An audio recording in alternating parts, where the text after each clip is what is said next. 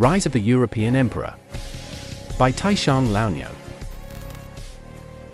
Chapter 581, Guidance, by Martin Luther.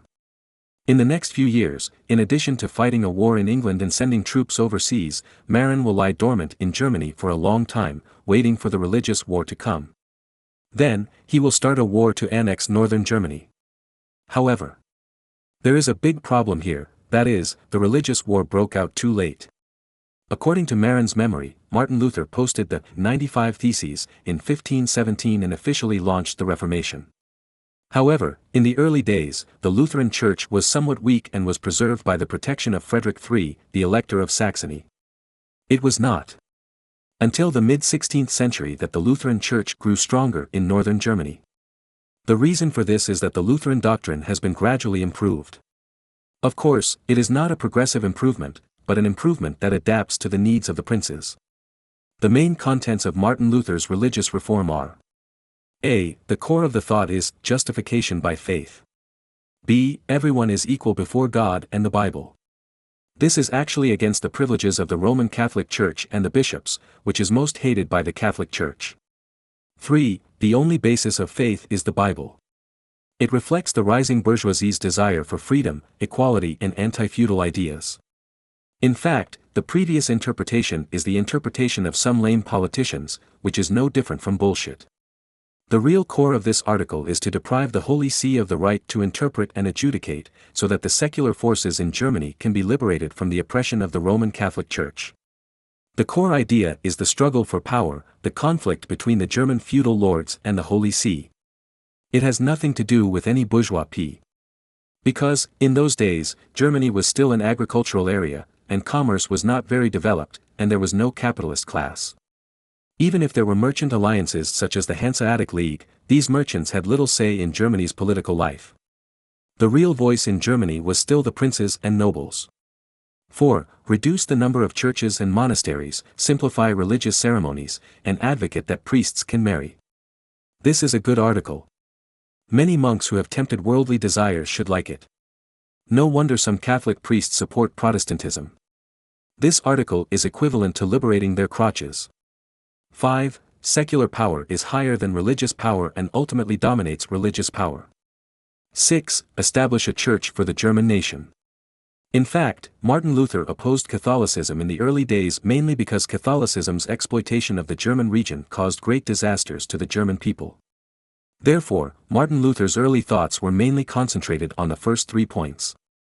The core idea was to oppose the interference and control of the Roman Catholic Church in the German region. However, this idea was certainly good for the German people, but it was not good for the powerful German princes and nobles.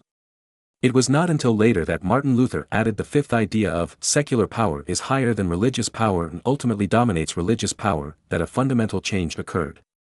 After this idea was made public, many German princes changed their attitudes and began to support Lutheranism, especially in northern Germany where the Catholic Church was weak. Because this was of great benefit to those princes.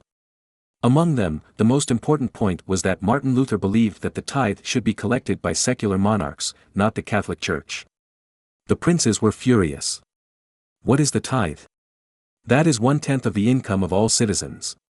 In ancient Europe, apart from the tithe, there was no other type of taxation for the whole people. The king and the princes mainly relied on the output of their own territories and commercial taxes to maintain themselves. Therefore, the nobles were often in poor economic conditions, while the church lived a comfortable life. Why did the church live a comfortable life? Isn't it because of the collection of tithes from the whole people? This is a huge piece of cake. In any case, there are still tens of thousands or hundreds of thousands of people in the territories of ordinary princes. If there are 50,000 laborers in the territory, and each person earns 2 pfennigs a day, then the annual income of each person is 12 gold coins. For 50,000 laborers, it is 600,000 gold coins. The tithe is to extract 1/10 of everyone's income, so the annual income of this lord is 60,000 gold coins. But in fact, in Germany, except for the lords in those commercially developed areas, the annual taxes of the princes of those purely agricultural principalities are far less than 60,000 gold coins. Many princes have only a few thousand gold coins in tax revenue each year. Of course, if those princes had relied on taxes, they would have starved to death long ago. They usually rely on the output of the manors under their names to maintain themselves. But if they get the right to collect tithes, it will be very different. For a powerful principality like the Electorate of Saxony with a population of over 1 million, not to mention the commercial taxes, the tithe alone is estimated to be hundreds of thousands of gold coins every year. Including commercial taxes and territorial income, it is well over 1 million gold coins per year. You know, today's France, such a powerful country, has an annual fiscal revenue of only more than 1 million gold coins. So, after Martin Luther put forward such a view in the middle and late period, especially after proposing that the princes should collect tithes, many princes made a 180-degree turn in their attitudes, quickly joined the Lutheran Church, and began to dominate the church, which was actually confiscating and robbing the church's property. Then, the Schmalkaldic League was established. This alliance was actually a robber alliance that robbed the church's wealth. Of course, in later political books, they were portrayed as heroes who resisted oppression. Marin remembered that the First Schmalkaldic War broke out around 1546. The army of Charles V defeated the army of the Schmalkaldic League. It mainly defeated the army led by John Frederick, the Elector of Saxony, the leader of the Schmalkaldic League. This John Frederick was the baby John, the younger brother of Frederick III, who was born not long ago when Marin occupied Wittenberg. After Charles V won, he deposed John Frederick's position as the elector and gave the position of the elector to the descendants of George, the Duke of Saxony. Of course. In the subsequent Second Schmalkaldic War, the Protestant League defeated Charles V and signed the Treaty of Augsburg, which established the principle of religion follows the state and recognized that the princes of each state had the right to freely choose whether they and their subjects believed in Catholicism or Lutheranism. After that, because of this principle, Protestantism gradually grew stronger. By the 30 Years' War, in the 17th century, the Protestant forces finally defeated the Catholic Church, causing the power of the Holy See to decline completely. From then on, the authority of the Roman Catholic Church was no longer there, and the European monarchs finally got rid of the spiritual shackles. But there is a big problem here. When the First Schmalkaldic War broke out in 1546, Marin was already 68 years old, an old man, and it was not certain whether he was still alive. It is only 1505 now, and there are still 41 years to 1546. How can Marin wait? By then, let alone Marin, even the little Caesar will be in his 40s. Marin can't wait, so he decided to launch it in advance. How to launch it in advance? Of course, send spies to contact Martin Luther early and guide him to come up with the idea of religious reform earlier. Then, the most important point is to make sure that Martin Luther puts forward the view that secular power is higher than religious power and ultimately dominates religious power in the early stage of the religious reform, and puts forward the idea of letting the princes control the collection of tithes. As long as this point is raised, not only will Frederick III support Martin Luther, but most of the other princes who are not devout enough will also support Martin Luther. Because money can move people's hearts. The princes are generally poor. If they get the right to collect tithes. In this way, Martin Luther's religious reform may be greatly accelerated. There is no need to wait until 1546, the religious war will break out in advance. Then, Marin can smile and annex the fiefs of those Protestant princes in the name of maintaining the Holy See. It is reasonable and legal, and can also get the support of the Pope. At that time, if the Pope is happy, he can crown him a king. Chapter 582, The Future Pope as a Supporting Role. How to guide Martin Luther. Of course, send a powerful spy to contact Martin Luther and instill the 6 contents of Martin Luther's religious reform in history into Martin Luther in advance. At present, Martin Luther has almost become a priest. Although young, he is a serious college student in the early 16th century. He graduated from the University of Erfurt in Thuringia, and is a top student in the Department of Philosophy. What is philosophy? It is to think about profound philosophy. Students of this subject are good at thinking. Therefore, Martin Luther thought about it and came up with so many new ideas and religious reforms. Anyway, Martin Luther has a very solid foundation and is very smart. It is much more difficult to fool such a person than to fool those serfs. Therefore, Marin needs to send out a spy with good knowledge, at least to have a common language with Martin Luther and be able to talk. Then, he can slowly influence him and make him have the idea of religious reform. After thinking about it, Marin found that it seemed that only James Bond, that is, Jim, among his men met such conditions. Because Jim has a super memory and a super learning ability. If he was not born in a humble family, he would be a good scholar. In order to do a good job as a spy, Marin arranged for Jim to learn several foreign languages and let him read a lot of books. Among them, the Bible. Therefore, it is most appropriate to let him go out to fool Martin Luther. In any case, Martin Luther is now just a young monk who has just graduated from college and joined the church, and his thoughts are not very mature. At this time, sending Jim to fool him has a high success rate. However, this task is very difficult and long.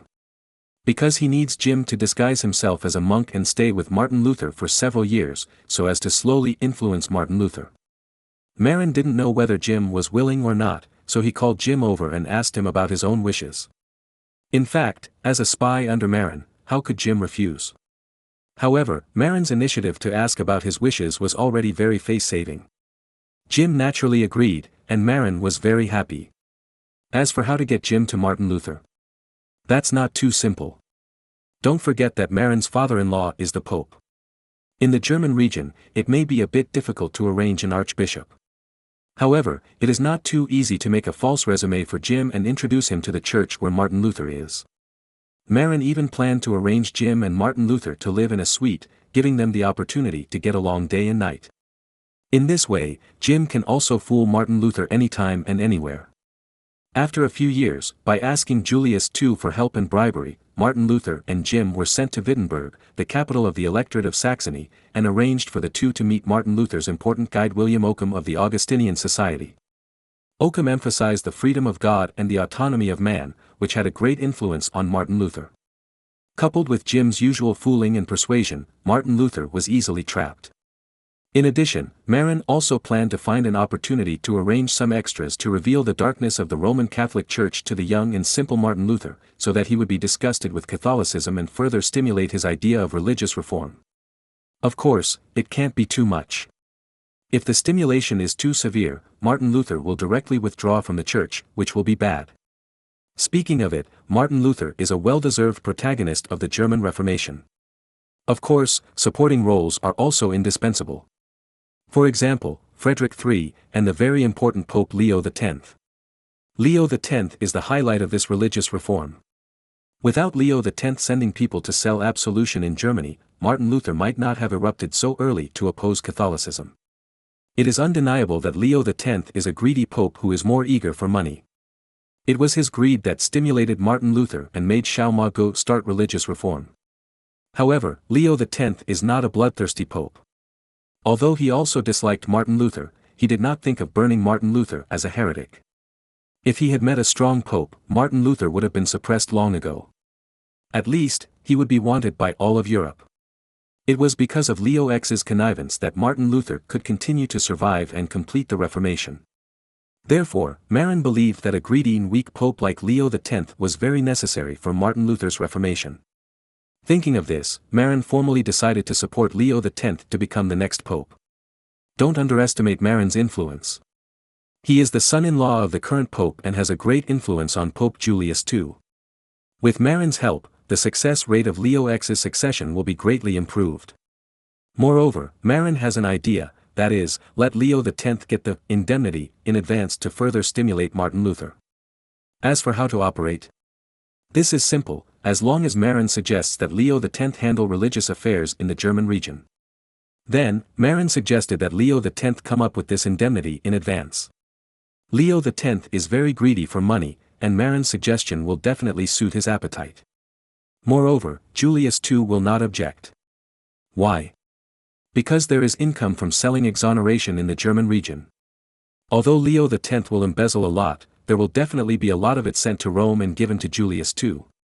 Julius II has always had the ambition to unify Italy, and to unify Italy, a large number of troops are indispensable. And a large-scale army requires a lot of money to maintain, so as long as Leo X can get the money, Julius II will definitely turn a blind eye. Moreover, selling exoneration is not to forcibly rob the people of their money, but just to deceive people. It will not arouse public anger, but will only disgust knowledgeable people like Martin Luther, and will not cause any big trouble. Thinking of this, Marin decided to write a secret letter to his father-in-law, the Pope, suggesting that he hand over the religious affairs of Germany to the young Leo X. Of course, Marin asked Julius II to specifically mention that it was his suggestion when he promoted and reused Leo X. In this way, Leo X would owe him a favor. In the future, even if Julius II died and Leo X took over, he would also owe him a favor. Then, Marin would deliberately make friends with Leo X, and inadvertently suggest that he use the method of selling indemnification tokens to make money in the German region and send them to Rome to win the favor of Julius II. This method can not only make Leo X rich, but also make the Holy See get a lot of money. Although it is a bit of a loss, it is a good thing for the Roman Catholic Church. Moreover, if Leo X can get a lot of money to send to the Holy See through this method, it can be regarded as a meritorious service. In this way, Julius II has more reason to pass the throne of the Pope to him. Of course, the Pope is elected, and the training of Julius II can only increase the chances of his succession. But if Leo X made enough money in Germany, he could bribe the cardinals during the election.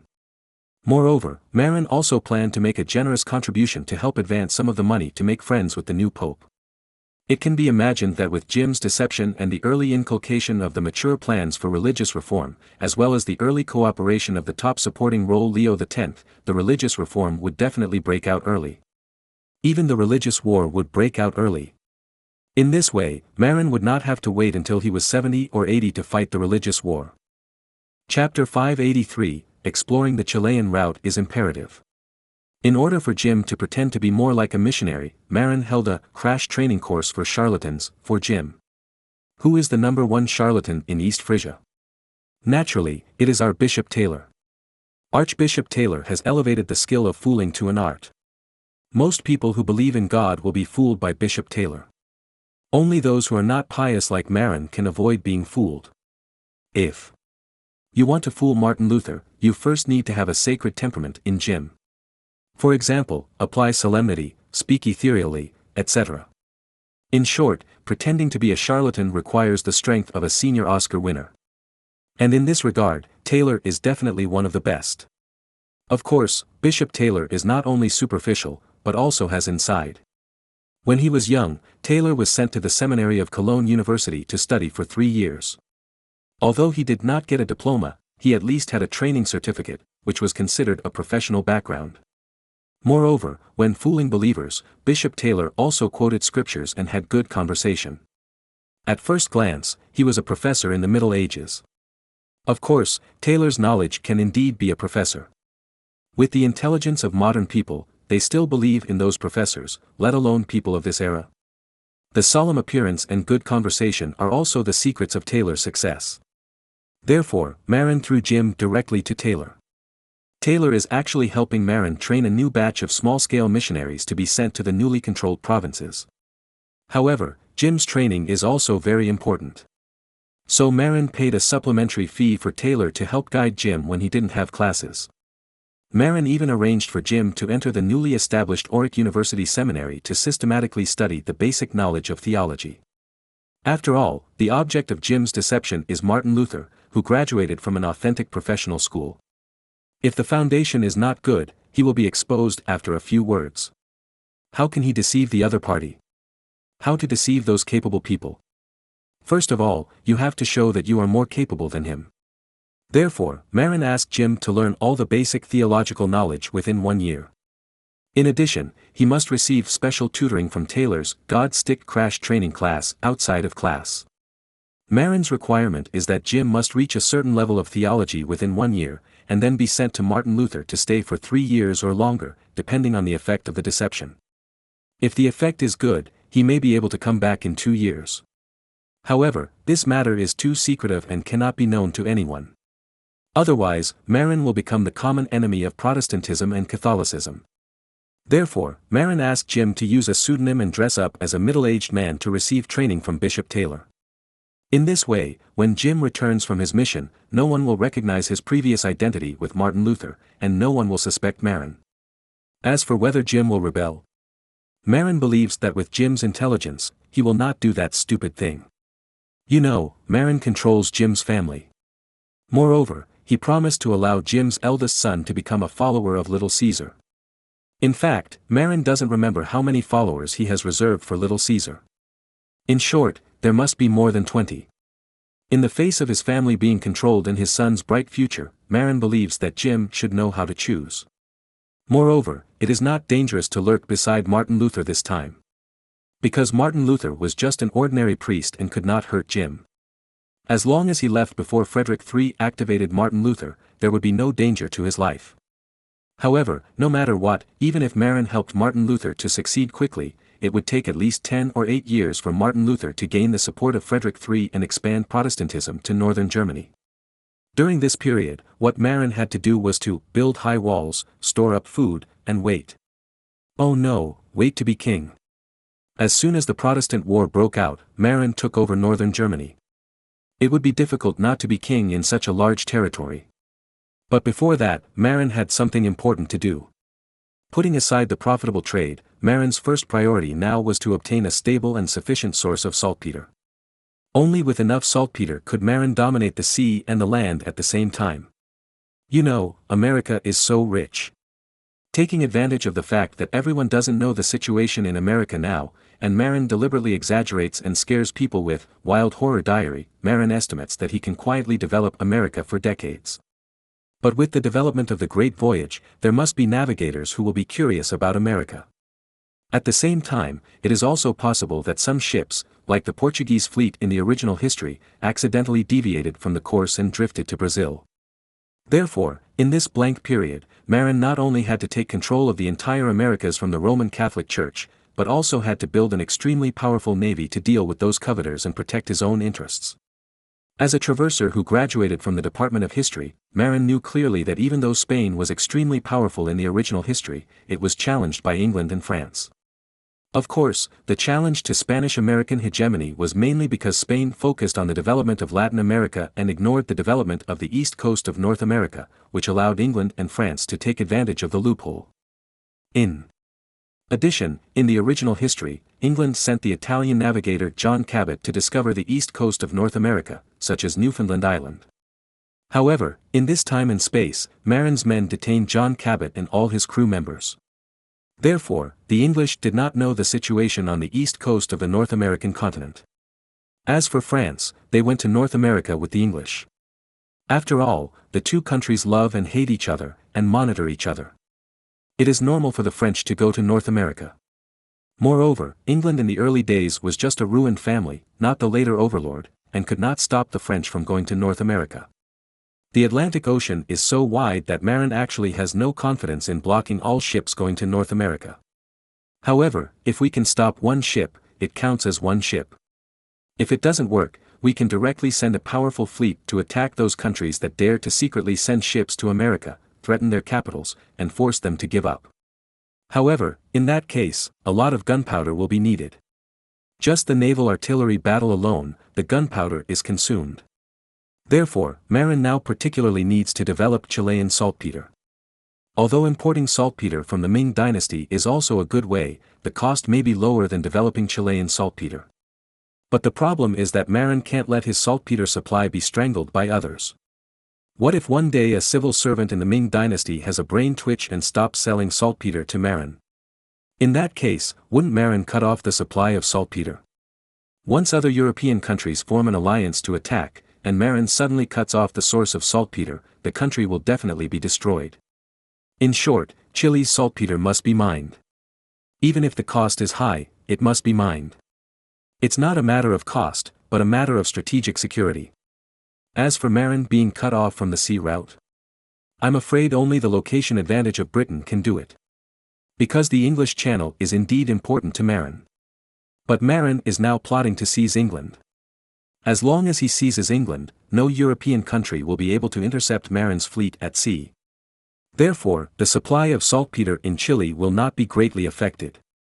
As long as Marin's powerful fleet is still there, Chile's saltpeter supply will not be cut off. On the contrary, as long as Chile's saltpeter mines are still supplying saltpeter in large quantities, Marin's naval guns will not stop firing, and it will be difficult to defeat. Therefore, it is imperative to open up a sea exploration that bypasses the Strait of Magellan to find Chile and Panama. Considering that Amerigo has just returned from India and needs to rest. Therefore, Marin sent someone to invite Columbus over. Chapter 584, My students can do the job. Marin's guards brought Columbus back to the palace of Auric 3 days later in the morning, and when he was brought back, Columbus was still drunk. Marin was very surprised. Wasn't Columbus now the principal of the captain's school? Why did he come back 3 days later? It would take less than a day to come back from the captain's school on the seashore. Could it be that he took the students out to sea for a trial voyage? But after listening to the guard's report, it was not the case at all. It turned out that Columbus went to Las Vegas to drink and prostitute. Moreover, it was Amerigo who invited him there. According to the guard's report, when they rushed to Las Vegas to find Columbus and Amerigo, both of them were sleeping soundly with naked Maumei in their arms. Although they were both admired navigators, Columbus and Amerigo were not gentlemen. Amerigo was better, Columbus was just a villain and a pervert. Amerigo only called one Maumei to sleep with him, but Columbus called two. Moreover, because Marin had a lot of food and a lot of wine, there were also a lot of strong liquors in Las Vegas. The two great navigators not only slept with Maumei, but also drank a lot of wine. As a result, when Columbus was woken up, he was drunk and his mind was not yet sober. Finally, when he came back, the guards had to arrange a shock-absorbing carriage and brought Columbus back all the way. There was no cement road along the way, not even the Roman avenue. Therefore, even if it was a shock-absorbing carriage, it would be up and down, at most the bumps were not violent, and the carriage would not hard land. Columbus was in the carriage of the shock-absorbing carriage, wrapped in a quilt, and up and down, all the way back to Auric. The magical thing is that this guy slept soundly all the way. Moreover, when he came to see Marin in the morning, Columbus rode his own horse and rushed from Auric's mansion. When he came, he was still full of alcohol. Marin sniffed and said, "Christopher, you are driving under the influence, do you know that?" Marin bet that if Columbus, who was drunk, was caught by the traffic police, he would have to lose all his points. Drunk driving? What does that mean? Columbus didn't react for a while. Marin patted his head, forgetting that this was ancient times, and there was no driver's license. Then, he skipped the topic directly. Although Columbus was puzzled, he gave up because the boss didn't want to talk. Marin looked at Columbus and said seriously, "Christopher, I have an important task for you now, are you willing?" Columbus shook his head to make himself more sober, and then answered seriously, "Yes, Archduke. By the way, are we going to find a route to China?" According to the previous agreement, America was named after Amerigo. But the credit for discovering India and China all belongs to Columbus. Of course, that refers to the first discovery of China. Columbus was responsible for continuing eastward from India, crossing the Strait of Malacca, and arriving in India. Amerigo, on the other hand, set out from Panama to cross the Pacific Ocean and look for the Ming Dynasty route. No, I plan for you to discover the coastal port on the other side of the Devil's Sea first. After all, our ships cannot pass through the land. So, I need you to take the fleet to find the port over there first. In order to confuse other countries, Marin deliberately called the Pacific Ocean the Devil's Sea. In this way, those explorers can be frightened. Columbus and Amerigo are both clear about this. Marin took out a map, pointed out the outline of South America to Columbus, and pointed out the location of Panama.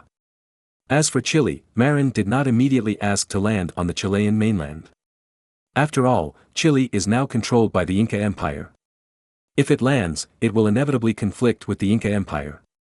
Therefore, Marin's plan is to find an island in the sea off the central region of Chile as a foothold and fresh water supply point. Then, use this as a springboard to seek to attack the Inca Empire on the mainland. Or, avoid conflict with the Inca Empire. Because the Inca Empire expanded along the Andes. The Inca Empire certainly controlled the water-rich areas along the coast of Chile. However, the Inca Empire did not send troops to control the desert area in northern Chile because there was no fresh water. Moreover, no one lived there. As long as Marin had a small island to replenish fresh water as a base, it would be enough to transport fresh water to Iquique. As for where Iquique was, Marin was still very clear. Because there was an unreliable legend about Iquique in later generations, it is said that tens of thousands of Taiping troops had mined there and joined the Chilean army, helping Chile defeat Peru and Bolivia, and then settled in Iquique. Although this legend is unreliable, it has also attracted Marin's attention. Even for this reason, Marin specially searched for information about Iquique and knew its latitude, 20 degrees 7 minutes and 0 seconds south latitude. At the same time, Marin also remembered the latitude of the port of Antofagasta south of Iquique, 23 degrees 39 minutes south latitude. There are saltpeter mines near Iquique, and the reserves are huge, otherwise Iquique would not be so famous. As for Antofagasta, it is even more amazing. This city was built because of the discovery of silver mines. Moreover, there are many saltpeter mines nearby. Further away is the world-class copper mine, Chuquicamata copper mine, which is famous in later generations. And the saltpeter of Chile in later generations was basically exported through these two major ports. Therefore, as long as these two ports are found, saltpeter can be found. Of course, the first priority now is not to find these two ports, but to find the transit island first. This island will become a place for the fleet to rest and replenish fresh water. Then, the fleet will continue to go north, and will not replenish fresh water, and will go directly to Panama City. In the future, this island will even become a fresh water supply point for Iquique. Marin will let people set up a fresh water production point on the island, and use a large pot to steam and heat the oak barrels filled with fresh water. Finally, the oak barrels are sealed like canned food. The only difference from canned food is that the canning corks are sealed with beeswax. And the fresh water barrels are sealed with mud. The sealed barrels of fresh water produced in this way, similar to boiling canned food, can be stored for several months. After being transported to Iquique, they can also be transported to the desert to be drunk by workers mining saltpeter. After giving a detailed explanation, Columbus looked at the map from left to right. After reading it, Columbus said, "Archduke, this simple voyage along the coast of the continent does not seem to require me and Amerigo." Marin was stunned and asked, "What do you mean? You don't want to go?" At this point, Marin was a little unhappy. Columbus waved his hands and said, "No, Archduke. What I mean is that this kind of voyage completely along the coastline is relatively simple and does not require me and Amerigo at all. Just find one of my excellent students from the captain's school, and it will be enough to complete the mission." Will this work? Marin was still a little worried. In this day and age, the great voyage is so difficult. If the mission fails, it will be a waste of time. Totally feasible. Columbus said decisively. Then he continued. The reason why this is possible is that we benefit from the technology provided by you, Grand Duke. You mean? Yes, it is the sextant and clockwork marine clock that you invented. With these two gadgets, our captains can calculate longitude and latitude at any time. In this way, as long as they are not sailing deep into the ocean, ordinary captains who know how to use sextants and marine clocks and perform calculations are more than capable of achieving this goal. Marin thought it was true, especially when going to the old route, where the longitude and latitude were marked. As long as you follow the coordinates left by the pioneers of the exploration route and calculate and sail along the way, there will be no problem. As for finding Panama along the coastline of the South American continent, it doesn't seem too difficult. First of all, Columbus has discovered the Caribbean Sea. The coordinates of Grenada have also been recorded by Amerigo. Later captains, as long as they know how to use sextants and marine clocks to measure and calculate longitude and latitude, can arrive in Grenada very smoothly. Then, go south from Grenada, cross Trinidad and Tobago, go south along the east coast of America, then to Tierra del Fuego, cross the Strait of Magellan, and then go north along the southern coast of the South American continent. With the help of a telescope, as long as you keep observing the land, it is easy to go north all the way. Finally, it is still easy to arrive at the Bay of Panama facing south and find the area where Panama City is located in the future. If it doesn't work, we can first establish a foothold on Toboga Island in the Panama Bay near Panama City, and then wait until the black uncles over there cut trees to the Pacific Ocean and then join them. The important thing is to gain a foothold first. Who do you think can do this?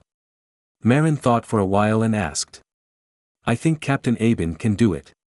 Columbus said after thinking for a while. Aben? Bald Aben? Marin thought of the young Frisian fisherman who looked like the later football star Luo Lauhan. That shiny bald head was very dazzling. At the beginning, Marin, who had just obtained Texel Island as a fiefdom, knew the honest young fisherman a long time ago. Unexpectedly, after so many years, bald Ben can become a captain who can stand on his own. Yes, Ben looks silly, but he is actually very smart, good at math, and skilled in calculating longitude and latitude. It is okay for him to lead the team. Marin thought about it and agreed with Columbus's suggestion. He sent someone to find bald Ben and decided to let him lead the team to search for the Pacific coast of Chile and Panama. Of course, it is also necessary to find a small island with fresh water off the coast of Chile as a transit station and fresh water supply point. After discussing Ben's arrangements, Marin turned the topic back to Columbus. "Christopher, have you rested enough?" "Yes, almost." Although he was still reluctant to leave the corrupt life in Las Vegas, Columbus knew that it was time for him to take action. Because the time has come to explore the Ming Dynasty route. Chapter 585, Rewards and Remote Receipts. It has been a long time since the Battle of Lubeck, and such a long time is enough to count the military merits. After all, rewards and punishments must be strictly enforced. In fact, the merits of the soldiers were counted after the autumn harvest. However, the land they were rewarded with needed to wait for Marin's men to take over the land of Bremen, West Frisia and Jutland before it could be determined. After all, Marin was not willing to give away a large area of land in East Frisia. Then, it would be most appropriate to select land from the newly received land in Jutland Peninsula and Bremen as a reward. In this war, in addition to Marin himself, Schwartz, Wolf Esbrand and others who have been the main commanders must have the greatest military merits. In addition, Kahn, who was responsible for leading the Wolf-Fang Commando to charge, and Sequeira, the commander of the newly emerging English Legion, also made great contributions. Captain Kidd and others also made certain contributions. In the end, after statistics, Schwartz was promoted to the third-class Viscount, that is, the Viscount, because he coordinated the overall situation and was the first in military merit. As for Wolf Esbrand, because his starting point was too low, although he had made great contributions, he could only be promoted to the first-class Baron. As for Kahn, although his contributions were not as great as Schwartz's. However, he was responsible for protecting Marin's safety, and he also had the merit of personally leading the troops to charge into battle during the decisive battle. In addition, his starting point was similar to Schwartz's. So he was promoted to the first-class Baron. As for Sequeira, because his starting point was too low before, he was not even a noble. Therefore, despite his great contributions, he could only be promoted to the third-class Baron, that is, the Baron. But even so, Sequeira was very happy. After all, he was just an ordinary Frisian soldier before. Although he learned some command skills from Marin, his background was still very low. Being promoted from a civilian to a knight can be considered a step to heaven, not to mention that Sequeira directly became a baron. Although he is the third-class baron, the lowest of the 3 levels of barons established by Marin, he is also a baron, isn't he? As for the other soldiers, in addition to Captain Kidd who was promoted to baronet for his merits, there were also 5 other outstanding phalanx commanders, such as Miller, Kelson, and Harold, who were promoted to baronet. In addition, there were more than 200 soldiers, including Nicholas Cage, who were promoted to hereditary knights and ordinary knights for their merits. Of course, this also brought a big problem, that is, a lot of land was needed to be distributed. According to the reward standards set by Marin, the fief of the Viscount was 6,000 ugrams, 12,000 acres, of arable land, the fief of the Deputy Viscount was 5,000 ugrams, 10,000 acres, of arable land, the fief of the Viscount was 4,000 ugrams, 8,000 acres, of arable land, the fief of a Baron is 2,000 ugrams, 4,000 acres, of arable land, the fief of a Vice Baron is 1,500 ugrams, 3,000 acres, of arable land, the fief of a baron is 1,000 ugrams, 2,000 acres, of arable land. The above are for middle and high-level nobles. As for low-level nobles, the fief of hereditary knights is 300 ugrams, 600 acres, of arable land, the fief of ordinary knights is 100 ugrams, 200 acres, of arable land. Find a reward standard, which is much less than that of other countries. Of course, the less here refers to the land area. For example, the fief of a French knight reached 1,500 acres, German knights often also had about 1,000 acres, English knights only had 600 acres. Of course, the fief area here does not refer to pure arable land. Sometimes, it is good to have 500 acres of arable land in a 1,500 acre fiefdom. Moreover, because Marin provides high-yield fertilizers for the nobles. Although the land area of the nobles under Marin is not large, their income is higher than that of the nobles of other countries. One viscount, 2 barons, 6 barons and 200 knights, minus the land these people originally owned. For example, Adler was granted the title of viscount, with a fiefdom of 6,000 ugrams, but he himself had 2,000 ugrams, so Marin only needed to give him 4,000 ugrams of arable land. Marin needed to newly grant 44,000 ugrams, 88,000 acres, of arable land. Fortunately, Marin won a large area of new land and had enough land to grant. Otherwise, Marin would have lost a lot of land by relying solely on the internal fiefdom of East Frisia. If he fought a few more battles, if he did not expand, Marin himself would probably have no territory. Fortunately, Marin was stingy and greatly lowered the standard of fiefdom. If an ordinary knight is given 1,500 acres of land as the French do, it would be a big loss. 1,500 acres is 750 ugrams. 200 knights, that would cost 150,000 ugrams, not counting the barons and viscounts. Marin felt pain just thinking about it. 44,000 ugrams of arable land. Converted into acres, that's 1,008,000 acres. The Emperor of China, when rewarding ministers, generally rewards a few hundred acres of land. The heavy reward is only a few thousand acres, at most a few thousand acres. Only the fief of the emperor's own son, the prince, can be calculated in tens of thousands of acres. After all, he is a prince. But in Europe, the standard of fiefdom is too high. An ordinary knight needs 1,500 acres of land, which is equivalent to 9,000 acres. With such a standard, even the ministers in the court may not have so much. Fortunately, Marin will develop America on a large scale in the future. In that case, there will be no worries about not having land to give to his meritorious men. In addition, considering the large area of these fiefs. Moreover, there are too many people in the middle of the fiefdom. After thinking about it, Marin decided to adopt the remote leadership system to deal with the people in those fiefdoms. What is the remote leadership system? It means to grant a position, but not to go to the position in person. In fact, this is just a way to give treatment, without actual power. For example, Tang Gaozong Li Ji was once named king of Jin and remotely led the post of governor of Bingzhou. However, he did not go to Bingzhou as governor, but enjoyed this treatment. This situation was more common in the Tang dynasty and was generally a treatment unique to princes. The reason why Marin wanted to promote this treatment was not for the benefits of the fiefdom, but for the people of the noble fiefdom. Why? Because according to European tradition, the people in the noble fiefdom are the people of the nobles, but not the people of the king. Once they become the people of the noble fiefdom, the king has no power to appoint the people in the noble fiefdom. If you want those people to help you work, you have to go through the nobles of the fiefdom. This is something Marin cannot tolerate. Moreover, this also seriously affects centralization. Therefore, Marin can allow the nobles to own large tracts of land and have huge benefits, but he does not allow the people in their fiefdoms to be out of his control. After thinking about it, Marin remembered the remote leadership system of the Tang dynasty. The core of this system is that although the princes and princes enjoy high-level treatment, they cannot manage the people in the fiefdom.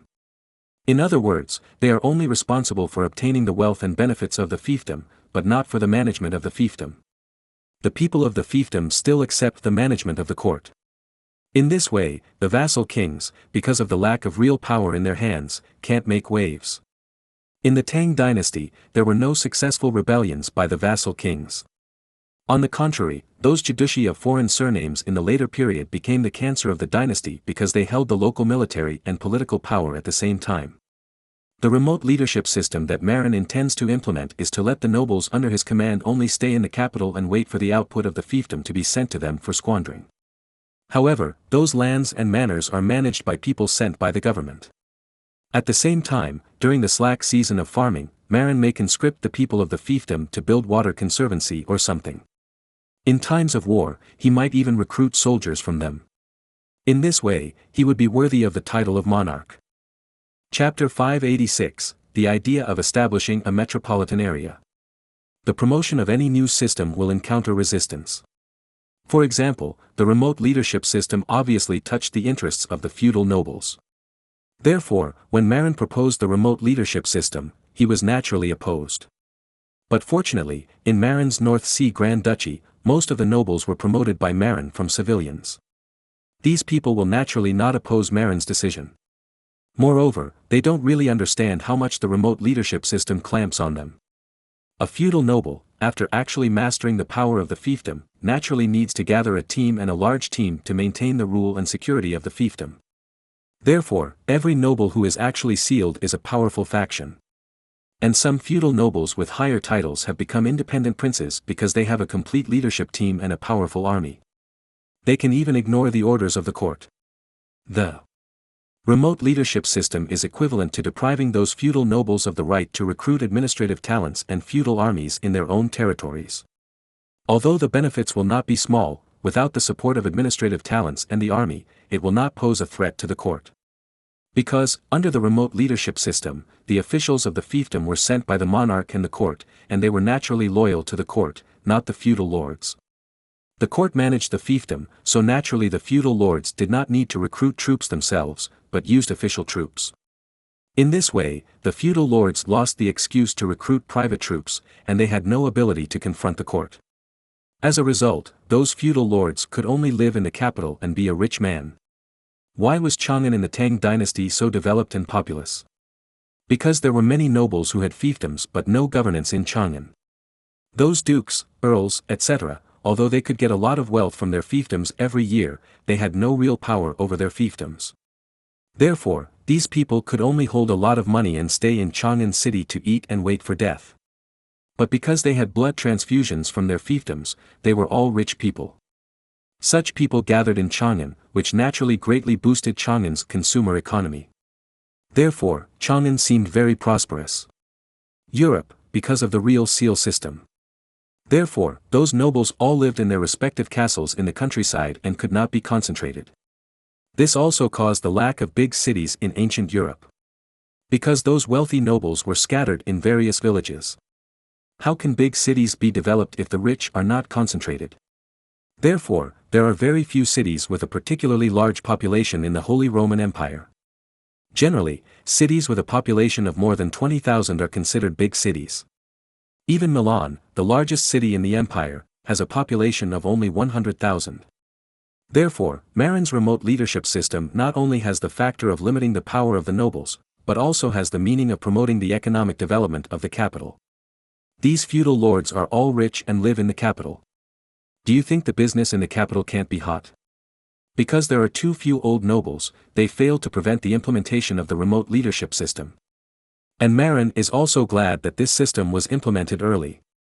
If it is postponed for a few more years, his men will have enough of being a real noble, and perhaps they will oppose the remote leadership system. These people are different from the old nobles. The old nobles have little power in Marin's court, and they are mainly civil servants. Most of the new nobles under Marin are middle and senior military officers, all of whom hold military power. If they object, Marin really has no way to implement this remote leadership system. In fact, the French are also implementing a similar system. The King of France has brought most of the nobles to live in Paris and prevented them from returning to their territory to hold real power. Although the remote leadership system has not been explicitly proposed, the situation is somewhat similar. This also led to the concentration of most of the dignitaries in the Kingdom of France in Paris, France. After hundreds of years of development, Paris has become the absolute center of France and the main activity and consumption place for nobles and wealthy people. Except for Paris, other parts of France are considered rural areas. In view of these later experiences, after implementing the remote leadership system, Marin plans to connect Auric and Emden to build an Auric-Emden metropolitan area specifically for the settlement of domestic dignitaries and wealthy businessmen. Among them, the city of Auric mainly settles domestic dignitaries. The port of Emden mainly settles domestic big businessmen. As for the distance between the two places, since it is less than 20 kilometers, Marin plans to build a wide cement road to connect the two cities. In this way, the traffic between the two places will be greatly facilitated. As a commercial port, Emden will definitely have merchant ships from all over the world docking in the future. And the sugar and spices produced by the American colonies will definitely dock in Emden in the future. Therefore, there is no problem for Emden to develop into a prosperous commercial port. After the opening of the large cement road from Auric to Emden, it will be much easier to transport goods from Emden to Auric. In this way, it will not affect the dignitaries in Emden to enjoy life and use high-end goods from all over the world. After a few years, I dare not say that it will be as prosperous as Paris, but it is no problem to make the Aurich-Emden metropolitan area the most prosperous metropolitan area in Germany. Those nobles, because the manor uses the high-yield fertilizer provided by Marin, the land income must be very large. Moreover, after the implementation of the remote leadership system, they do not need to bear the expenses of their officials and the army, and they can save more money. With these wealthy people living in the Aurich-Emden metropolitan area planned by Marin, and Marin issuing preferential policies to promote commercial development, it is difficult for the metropolitan area to be underdeveloped. As for the merchants living in Emden, as merchants, most of them are not short of money. With so many wealthy dignitaries and merchants, and with Marin providing a good and relaxed business environment, it is difficult for this metropolitan area to be underdeveloped. In particular, with the opening of the Munster Canal in the future, the port of Emden will also become an important outlet to the sea in the Rhine region of Germany. By then, the commercial port of Emden will be more prosperous and prosperous. With sufficient supply of goods and enough wealthy consumers, it is difficult for this newly built metropolitan area to be underdeveloped. Moreover, who is Marin? That is a time traveler from the future. In particular, it is a time traveler from the afterlife of China. Marin may not be proficient in other things, but he can't do economics by himself, and he doesn't know how to learn from others' experience. Because this metropolitan area has a sufficient number of local tyrants and commodity supply, when the time comes, Marin only needs to build a few commodity wholesale markets, commercial pedestrian streets and so on, which will be enough to stimulate the development of business. Moreover, Marin plans to cancel the city entry tax of Aurich and Emden. In this way, it will be more convenient for people to enter and leave the city. Then, the flow of people will inevitably increase. With enough people flow and enough funds, it is just around the corner to transform it into a prosperous metropolitan area. Of course, Aurich is the capital and there are too many politicians. Although the city entry tax has been cancelled, security checks must be carried out for the safety of the bigwigs. Otherwise, if the bigwigs are assassinated, it will be tragic. As for Emden, Marin plans to build it into a pure free trade port to attract merchants and commodities from all over the world to gather and circulate here, and promote the development of the local economy. Chapter 587, Urban Planning and Environmental Issues. Since we want to build a metropolitan area like Paris and London in the future, the entire city must be replanned. Because the current expected population capacity of Aurich and Emden is only about 20,000 people. The two cities together can accommodate at most 40,000 people. Therefore, if you want to build a metropolis, you have to expand the scale of the city. But there is a problem in this era: cities must build walls. Because, in this era, there are still wars. In order to ensure the safety of the city, tall walls must be built to protect the safety of the city. Unlike in later generations, because of world peace and weapons can easily penetrate the walls, the city cancelled the walls. But this era is different, because there is a threat of war, and the walls can fully resist the enemy's attack. Therefore, the richer the city, the more it needs to build tall and strong walls. However, this goes against the development of the city. Because the walls not only ensure the safety of the city, but also limit the expansion of the city. Of course, these are all trivial matters. The biggest problem is that there is not enough floating population in this era. If the city wants to develop, there must be enough floating population. Why are there so many floating populations in later generations? Because agriculture is mechanized. In the era of lack of agricultural machinery, farmers were trapped on the land. It took a lot of manpower to cultivate and sow the land, and it also took a lot of manpower to harvest. Moreover, in order to farm, farmers worked very hard, and it was very appropriate to describe it as facing the lus and back to the sky. But after the 1990s, with the popularization of agricultural machinery, everything from plowing, sowing to harvesting was mechanized. At this time, the rural population was idle. Because the family no longer needed strong men to support it, women and the elderly could hire machines to help with the work, and no longer needed strong men to work. Then, a wave of migrant workers broke out, and migrant workers filled Beijing, Shanghai and Guangzhou. However, in the absence of agricultural machinery, Marin could not let the serfs in the manor flock to the city to become citizens. Because that would abandon the farmland. After thinking about it, Marin could only rely on recruiting the surplus population of other vassal states to enrich it. And merchants were mainly attracted from other German regions by good policies. For example, Marin would legislate to protect merchants, learn from later Western laws, stipulate that private property is sacred and inviolable, and not allow nobles to oppress and blackmail those merchants. In this way, it will be attractive enough to businessmen. However, due to the cost of building the city wall and the limitation of too few floating population, Marin's idea of building a metropolis with a population of 1 million cannot be realized. Now Marin has only set a small goal, which is to make the metropolitan area have more than 100,000 people, reaching the level of Milan. Fortunately, Marin now has cement manufacturing technology and can produce cement in large quantities. As long as the cement production base in Corner Brook, Newfoundland Island is fully built and begins to burst out with production capacity, Marin will be able to obtain a large supply of cement, so as to build the city more cheaply. And now, the first thing Marin has to do is to repair the cement road from Auric to Emden. Moreover, it must be built large enough. Before, due to cost factors, the experimental cement road built by Marin was only 20 centimeters thick and 3.5 meters wide. Such a road can only be said to be barely enough. However, it is too narrow to be used as the main road in the metropolitan area. Therefore, Marin decided to build a large one this time, a two-way four-lane main highway. Of course, the width cannot be compared with that of later generations. In the later two-way four-lane highway, the width of each lane reached 3.75 meters, which is wider than the width of the rural cement road.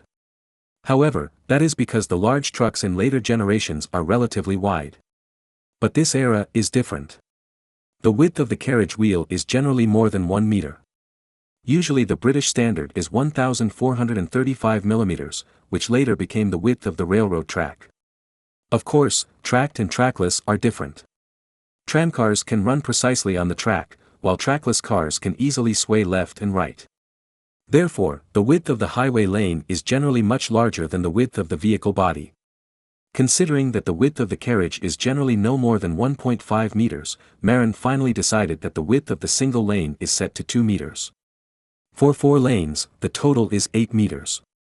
But because there is a block in the middle, the final road width is set to 10 meters. And the thickness is increased to 25 centimeters. The total length from Auric to Emden is about 20 kilometers. Therefore, the engineering team needs to build a 20-kilometer long, 10-meter wide, 20-centimeter thick cement road to achieve rapid communication between the two cities.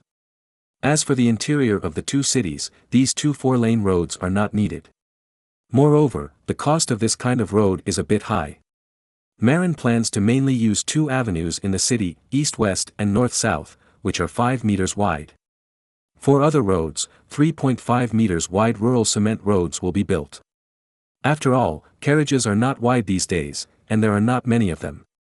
For general roads, 3.5 meters wide is enough. Even when visiting the city, Marin found many small streets that are only 1 or 2 meters wide. In addition, new cities also need new planning. In addition to the need to plan the main streets, the drainage system is the most important, and there are public toilets.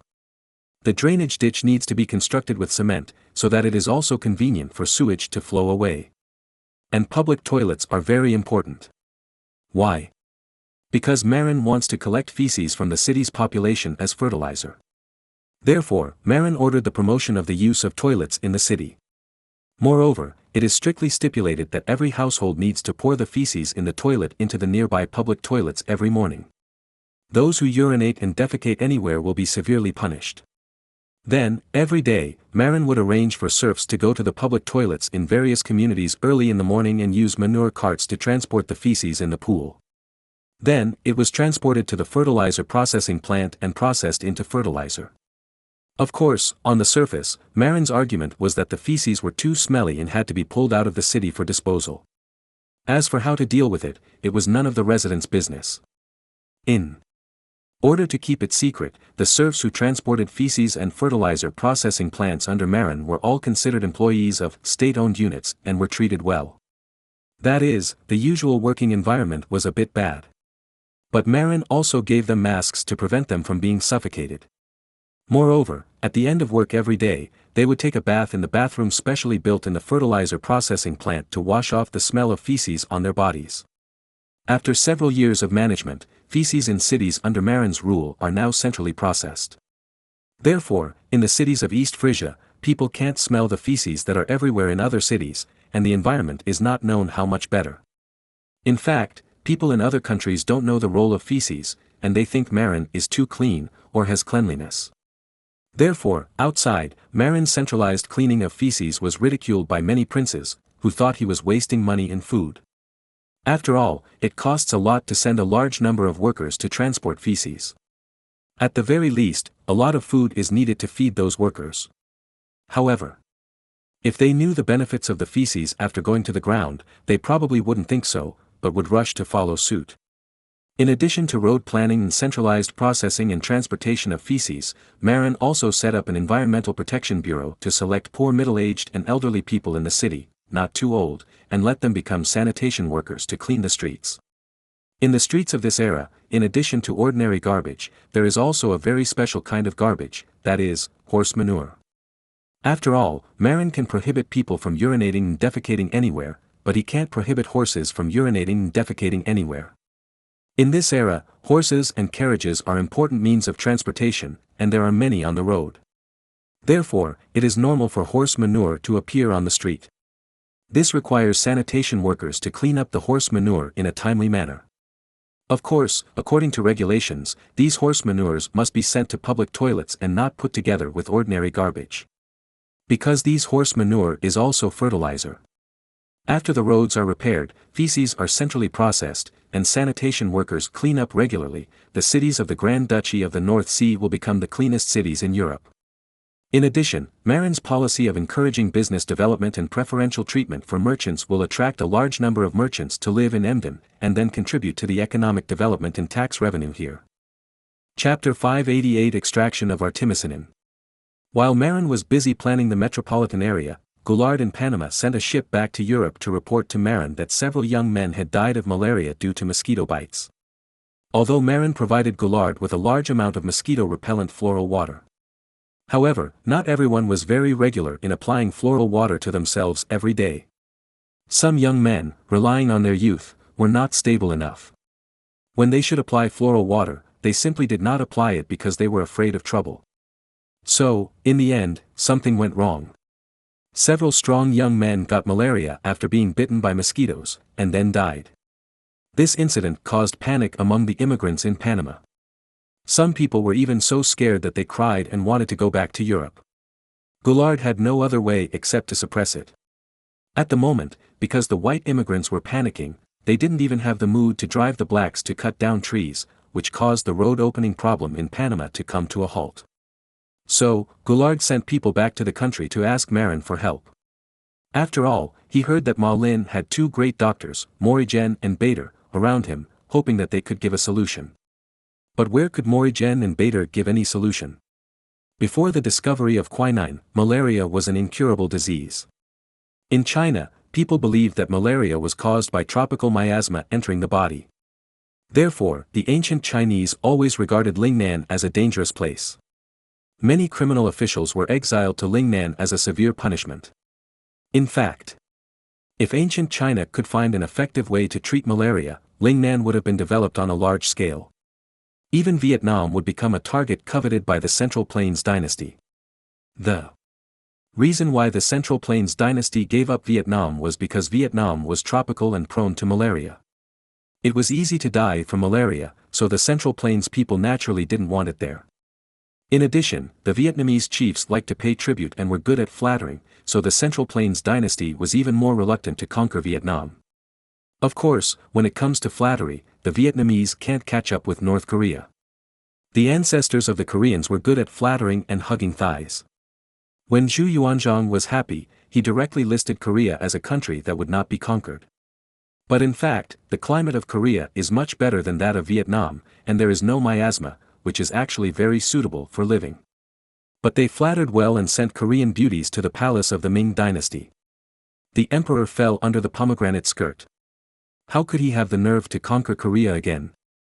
There are even rumors that the biological mother of Ming Qingzu Zhu Di may be a Korean concubine. Although this statement is unreliable, it is certain that there were Korean concubines in the palace of the Ming dynasty.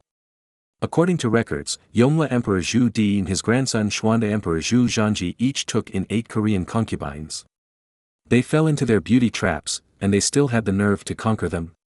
Oops, I'm off topic, but anyway, if ancient China had obtained the magic medicine to treat malaria, it would have conquered Vietnam long ago, and maybe even Laos, Cambodia, Thailand and other places. But because of the fear of miasma, it did not continue to expand southward. However, as a time traveler from the future, Marin knew that ancient China was only one step away from curing malaria. Before Marin traveled through time, he knew that the great Chinese god Tu Yoyo in the future had discovered artemisinin, a magical medicine for curing malaria that was more effective than quinine. Because Tu Yoyo won the Nobel Prize in Medicine, the media in Marin's previous life gave a lot of reports, which made Marin, a liberal arts student, also have a strong interest in artemisinin and consult relevant information. The reason why ancient China was only one step away from curing malaria is because of the special nature of artemisinin. Artemisinin, as the name suggests, is naturally extracted from Artemisia annua.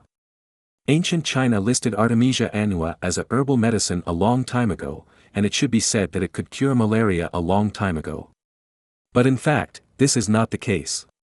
This is because it is important to cook it for a long time with fire, which is called boiling medicine. The problem lies in this boiling medicine. Why? Because artemisinin is a substance that cannot withstand heat. Once heated, it is easily converted into other substances and loses its function of curing malaria. Traditional Chinese medicine needs to be boiled in a medicine pot for a long time. Once Artemisia annua is boiled, its efficacy will naturally disappear or be greatly reduced, and it will not be able to treat malaria. Therefore, ancient China did not know that Artemisia annua can treat malaria. Of course, it is not that no one knows this. There were some powerful doctors in the Ming dynasty who knew that Artemisia annua could be directly crushed and taken to treat malaria. However, this method has not been widely spread. Traditional Chinese medicine naturally advocates boiling medicine, so people cannot overcome the stubborn disease of malaria. Marin later searched for relevant information and knew that the temperature for extracting artemisinin should generally not exceed 70 degrees to avoid the loss of drug efficacy. Moreover, a very important point is that artemisinin is insoluble in water. This makes its extraction extremely difficult. If artemisinin is soluble in water, it would be simple. Just chop the Artemisia annua grass and soak it in water. Without heating, directly air drying, you can get artemisinin. But the problem is that artemisinin is insoluble in water. When Tu Yoyo was developing it, she heard that the ancients used raw Artemisia annua to treat malaria, so she tried every means to extract this substance. However, she never succeeded.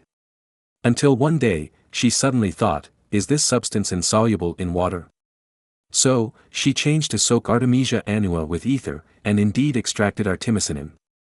Later, a production method of extracting artemisinin by soaking in gasoline was developed.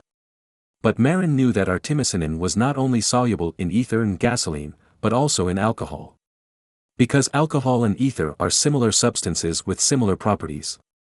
Of course, according to the summary of later generations, extracting artemisinin with alcohol may not be as effective as using ether and gasoline, but it can also extract artemisinin.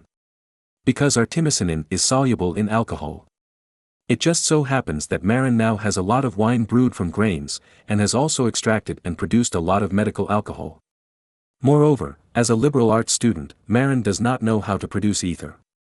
Without oil, he can't make gasoline. Therefore, using alcohol to extract artemisinin became Marin's only choice. It just so happened that there was a small amount of Artemisia annua in the herbal seeds brought by Morigen and Bader before. Although the quality of Artemisia annua in the northern grasslands may not be good, and the artemisinin content is far less than that of Artemisia annua in Yuyang, it can also be used to extract artemisinin. Moreover, Marin's men have now planted hundreds of acres of Artemisia annua in a remote manor belonging to Marin near Auric. Without Gorad's letter, Marin almost forgot about the Artemisia annua. But now, Marin remembered that it seemed that those Artemisia annua could be used to extract artemisinin. So, Marin sent people to the manor and transported a large amount of Artemisia annua in reserve. At the same time, Marin went to the brewery and got a large amount of medical alcohol and started the work of extracting artemisinin. Marin first sent people to chop up all the Artemisia annua, then soaked it in medical alcohol and covered it with a lid. Alcohol is volatile. After a long time, Marin asked someone to open the lid and filter out the broken Artemisia annua with gauze to obtain an alcohol solution in which artemisinin was dissolved. Then, in order not to waste alcohol, Marin asked someone to find a large pot for steaming wine and began to heat the solution intermittently over a low fire, striving to keep the temperature of the solution below 70 degrees. Then, the alcohol dripped through the cooling tube little by little and was recovered into a specific container for repeated use. When there was not much alcohol left, Marin took the little base directly to the air to dry. Then, artemisinin with a very mixed color was obtained. This was because Marin did not use activated carbon to absorb some impurities such as pigments in the solution, which made the extracted artemisinin look ugly. But Marin didn't care, as long as it was effective. Who cared about the appearance? However, the acquisition rate of artemisinin is so touching, it is less than 1,000th. Although there are problems with the extraction process, resulting in incomplete extraction, you have to know that the artemisinin content of Yuyan Artemisia annua exceeds 8,000ths. Therefore, the artemisinin content of Yuyan Artemisia annua is several times that of the ordinary Artemisia annua brought by Morigen and Bader. This gave Ma Lin a strong desire to go to Daming to find seeds of the Yuyan Artemisia annua variety. But no matter what, Ma Lin still got a lot of artemisinin. The 10,000 pounds of Artemisia annua hay that was transported extracted nearly 10 pounds of artemisinin. You know, there are tens of thousands of pounds of Artemisia annua grass on the manor. If you extract them all, you can extract dozens of pounds of artemisinin. And to treat a malaria patient, the amount of artemisinin used is only 6 to 12 grams. Even if calculated according to the maximum 12 grams, 10 pounds of artemisinin can cure 378 patients. After that, dozens of pounds of artemisinin were extracted, which was enough to cure more than 1,000 malaria patients. After getting these artemisinins, Marin was overjoyed and ordered people to make a lot of oil paper bags to package these artemisinins. Moreover, Marin asked people to make small oil paper bags weighing 12 grams for the convenience of his men. If a strong man has malaria and it is very serious, use a whole bag of 12 grams of artemisinin for him to take. And if it is an old man or a child with weak resistance, pour out part of the bag, which is enough to cure. This also greatly facilitates the use of doctors. Marin put the 10 pounds of artemisinin in his hand into 378 small oil paper bags and sealed them to prevent moisture damage. Then, he planned to send a ship to Goulard. Of course, Terra on the island of Cuba will also send some. As for the other Artemisia grass in the manor, the extracted artemisinin, Marin plans to distribute it to the people of the ocean-going fleet to deal with emergencies along the way. Moreover, artemisinin can not only treat malaria, but also treat diseases such as Kala-Azar and lupus erythematosus, and is a miracle drug. Of course, because it is rare and precious, it is best used to deal with serious diseases such as fatal malaria. It is a waste to use it to treat minor illnesses. The most important thing is that with artemisinin, future voyages will be much safer. The main diseases of the great voyages are probably scurvy and malaria. Because when sailing in tropical areas and approaching the shore, it is also easy to be bitten by tropical mosquitoes, leading to malaria. Scurvy has long been solved by Marin using lemon leaves soaked in water, and now malaria has also been solved. As long as there is no strong storm or reef, the future voyage will be much safer. Moreover, it will be much safer to colonize tropical areas in the future. These 2 points are what Marin is most willing to see. It seems that the planting area of Artemisia annua grass has to be expanded. Thinking of the huge demand for artemisinin in the future, Marin plans to plant Artemisia annua grass on a large scale next year. Wait until the seeds of Yuyan Artemisia annua are obtained in the future, and then all of them will be replaced with Yuyan Artemisia annua varieties. Chapter 589, Preparations for the Conquest of Cuba. The significance of extracting artemisinin is extremely important, because it means that Marin can safely conquer and control the colonies in tropical areas in the future. The significance of tropical colonies is extremely important. Not to mention that spices and sugar need to be produced by tropical colonies, canned tropical fruits can also be developed into an important commodity. In addition, Marin will promote the planting of special economic crops such as tea, coffee and cocoa in tropical areas in the future. These crops all require tropical environments or like tropical environments. Take tea for example. Although tea is also produced in temperate regions, tea trees like humid and hot environments, and tea trees in tropical areas can also be planted. For example, the famous Ceylon black tea in later generations is produced in the tropical island country of Sri Lanka. The climate in Cuba is similar to that in Sri Lanka, and tea trees can be planted to achieve tea production. Moreover, tea trees have an advantage that they like sunny slopes and do not occupy arable land on the plains. Therefore, in tropical and subtropical regions, tea planting can be promoted in hilly areas. With sugar and milk, a high-value milk tea industry can be formed. In fact, milk tea has now become a very fashionable drink in Europe. Because of the scarcity of tea, the Earl Grey milk tea, invented by Marin, has become a rare item that only the top European nobles can enjoy. After all, in the European market now, a tea brick can actually be exchanged for a war horse, which is really black. Therefore, being able to drink Earl Grey milk tea is also a very luxurious life. Whoever entertains guests with Earl Grey milk tea will be very proud. Unfortunately, the current tea brick trade is in the hands of the Crimeans. If you want tea, you have to go bankrupt to buy it. If Marin can open up the Ming dynasty route and obtain a large amount of tea, it will definitely be a good business.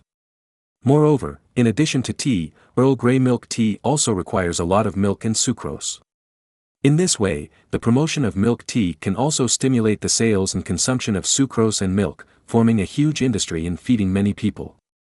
It is said that because of the popularity of Earl Grey milk tea, the price of Dutch black and white cows with strong milk production ability has directly risen by half.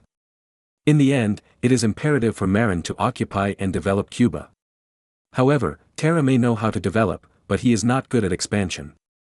This guy arrived in Cuba last year, but he was only able to build the Havana Castle and control a large area of unowned forest near the Havana Castle. As for the surrounding tribes, he failed to conquer any of them. Why? Terra argued in his report to Marin that he had sent troops to attack a nearby tribe, but failed. It was not that he could not beat the other party, but that after the defeat, the other party fled directly into the deep jungle of Cuba, making it impossible for Terra to pursue.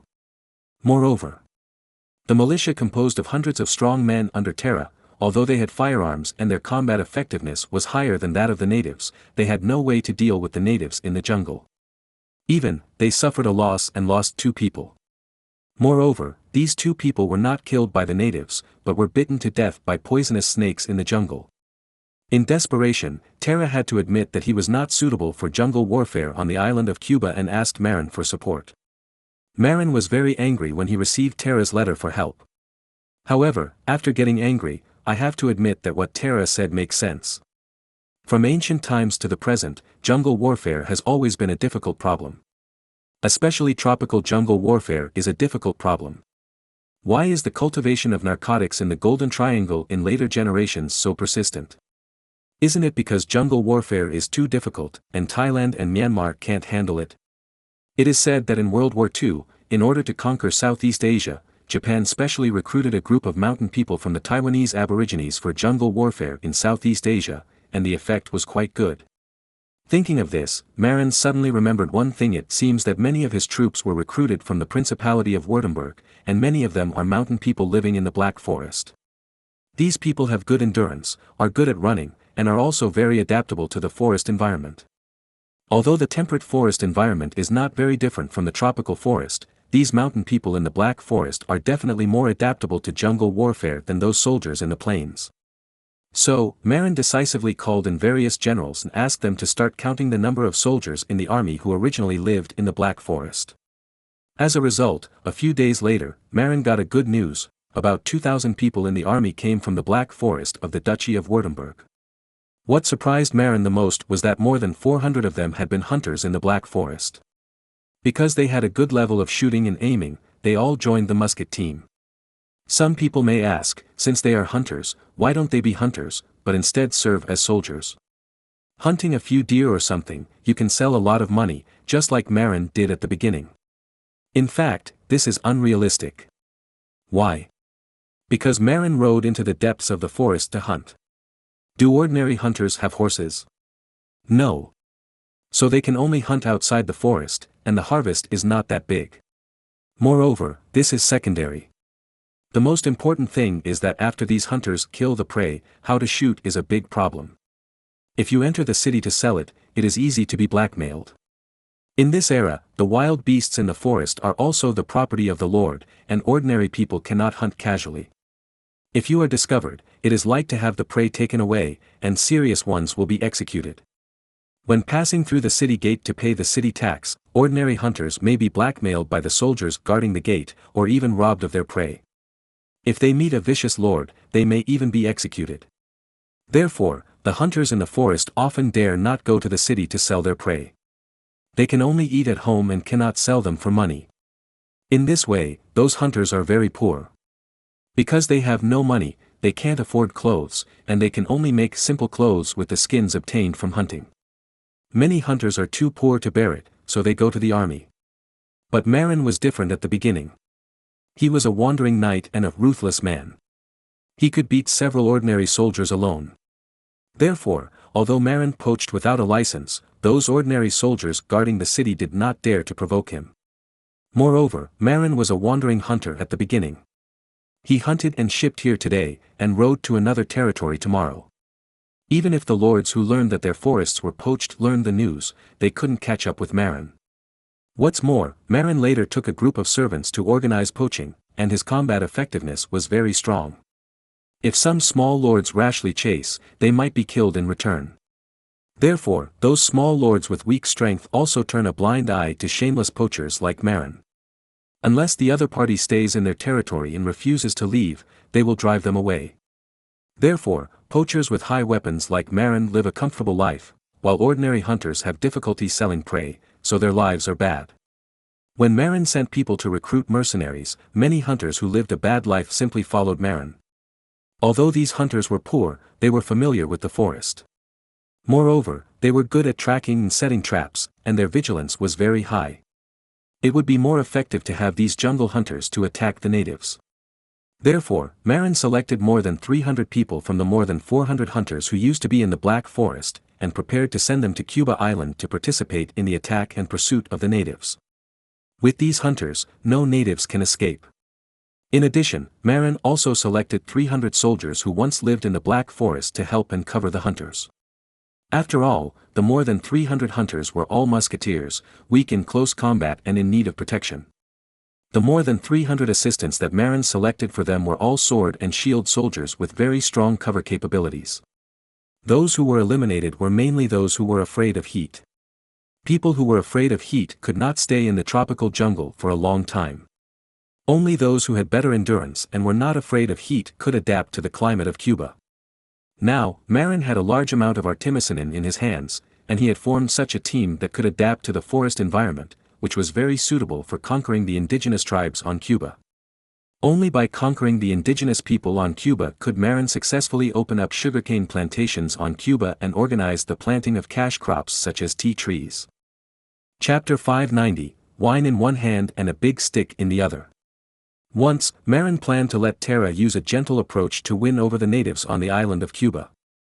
However, it would take too long to do that, and it would not be effective without 10 or 8 years. Moreover, Terra was not as cunning as Marin and was not very good at fooling people. Therefore, Marin now decided to directly conquer the island of Cuba with violence. Of course, Marin was not a cruel person. The violence he used was not the massacre policy of the Spanish. The Taino people on the island of Cuba were relatively gentle and not very warlike, unlike those cannibalistic Caribbean people. Therefore, Marin's principle was to avoid as few deaths as possible. As long as the other party was defeated, it would be fine. Then, Marin still needed these Taino people to help him grow sugarcane. After conquering these Taino people, Marin planned to kill only the leaders so that the Taino people would be leaderless. Then, Marin would break up the original Taino tribes as families to prevent them from sticking together. But after that, Marin would provide them with enough food while asking them to help farm. For example, there is enough rice, and after the sugarcane is grown, the sugar boiled will also be provided to the Taino people. As for other tropical fruits such as bananas, pineapples, coconuts, etc., they can be used as food for the Taino people. As long as life is better than before, and the original tribe has been broken up and the original leader is dead, why would the Taino people, who are originally very gentle, rebel? Besides, even if they rebel, they are not afraid, because Marin has a strong army. For the more than 300 musketeers selected to go to Cuba, Marin equipped them all with expensive clockwork muskets. This kind of musket does not use a matchlock and is very suitable for the climate of the tropical rainforest. If it is replaced with a matchlock gun, the humid climate over there will easily cause the matchlock to go out. In addition, Marin will also agree to equip them with mahjong mat armor, which is a piece of wood armor covered with iron sheets to enhance protection. Such protective gear is enough to deal with those indigenous warriors who don't even have metal weapons. And those sword and shield soldiers also use mahjong mat armor. Moreover, the shield and the sword and shield can be directly replaced with an ordinary wooden shield, without even the iron sheet. Because this is enough to resist the stone weapons of the Taino people. Of course, Marin is not willing to adopt this mode of violent attack. Marin is also willing to try peaceful means. This is not Marin's own conjecture, but there are ready-made examples. Hayter's younger brother Wiltz has a very good relationship with the local indigenous people in the Moa area of Cuba. Wiltz often invites local indigenous leaders to eat at the mine, and directly uses the Chinese chef assigned to him by Marin to entertain the local tribal chiefs with good wine and food. This directly led to the local tribes taking the initiative to send labor to help Wiltz dig laterite nickel ore. Of course, they did not suffer any loss. Wiltz would pay food and salt to the indigenous men who helped with the mining. Salt, in particular, is extremely popular with local indigenous people. In the end, the chief of a tribe that had the best relationship with Wiltz stayed at Wiltz's mine station and refused to leave. He ate and drank for free every day and wanted to marry his daughter to Wiltz. Unfortunately, Wiltz already had a wife, and Catholicism did not allow marrying two wives, so he had to refuse. However, this tribe that had a good relationship with Wiltz was almost annexed by Wiltz. Why? Because their chief came to eat and drink for free all day, and sent all the male laborers in the tribe to mine. As a result, no one in the tribe hunted. However, the food Wiltz provided them with was no less than the harvest from hunting. It can be said that they had to insist on helping Wiltz mine, so that their tribe would not lack food and would not starve to death. Moreover, the salt quota was sufficient. Therefore, now this tribe basically lives next to the mine, and the original village has been directly abandoned. They now have a direct employment relationship with Wiltz, which is equivalent to being annexed by Wiltz. Influenced by Wiltz's behavior, Marin believed that not all Taino tribes needed to be conquered by force and violence. Sometimes, it is okay to try to corrupt and win over. For example, Wiltz's approach is very good. At the beginning, because he was Hayter's younger brother, Marin assigned him a Chinese cook to solve his food problem. As a result, Wiltz used this cook to corrupt the leaders of several nearby tribes with delicious braised pork, sweet and sour fish, etc., and enough wine. Now everyone has become a cooperative unit. And Wiltz's attitude is that as long as there are enough male laborers in any village to help him mine, their chiefs can come to him for free to eat and drink.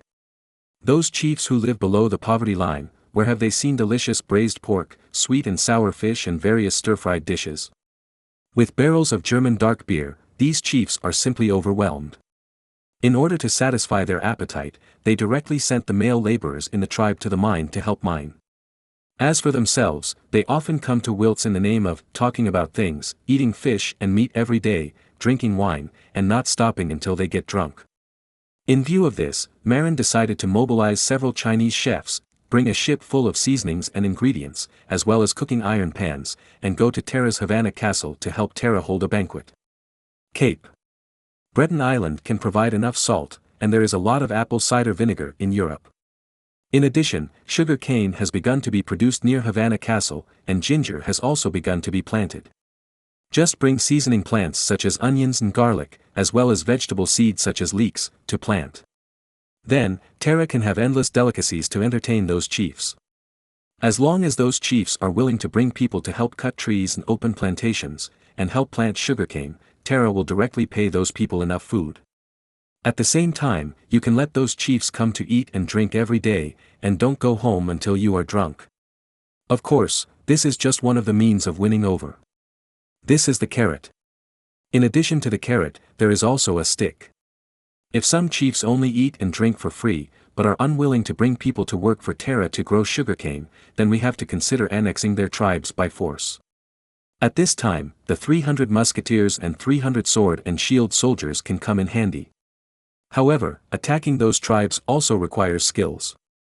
If you fight hard, it is inevitable to cause casualties. Or, you can use opportunistic methods. When Marin was in school, he learned the birthday gang, which was Wu Yong and others who used knockout drugs to knock out the fierce General Yang Ji and rob the birthday gang. Terra can also use this method to deal with those simple Taino people. If some Taino tribes eat and drink for free and refuse to surrender, then Terra can send people to send a lot of wine and meat to the relevant tribes to invite them to eat and drink. Anyway, Marin now has a lot of food and brews a lot of wine, so he is not afraid of consumption. At that time, as long as the indigenous warriors are drunk, the soldiers can directly enter the scene to pick up corpses, without shedding blood. These indigenous people have never drunk alcohol, so their alcohol tolerance is naturally not that great. At that time, Terra can send out a few strong men with a high alcohol tolerance to get the indigenous men drunk directly, and then they can do whatever they want with them. Even if we encounter a few natural drunkards, we can handle it by holding them down together. In short, Marin plans to adopt a variety of strategies, with a carrot, food and wine, in one hand and a stick in the other, striving to conquer the most tribes in the shortest time and lay a solid foundation for the full control of the island of Cuba. Once most of the island of Cuba is controlled, Marin can explode the production of sugarcane on the island of Cuba. In the future, tea will also be planted. At that time, sugarcane and tea will be continuously shipped to Europe, earning Marin huge profits.